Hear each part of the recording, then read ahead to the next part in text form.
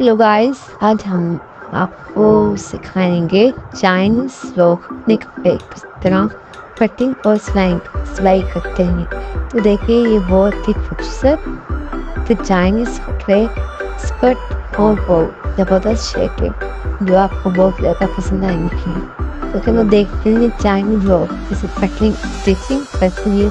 तो बहुत ही इजी तरीके से वो अपने कपड़े सीते हैं। तुम अपने बच्चों को ये इनसे अपने कपड़े सीना सीखते हैं। तो पसंद आए तो प्लीज़ मेरे वीडियो को आप लाइक करें, शेयर करें एंड सब्सक्राइब करें।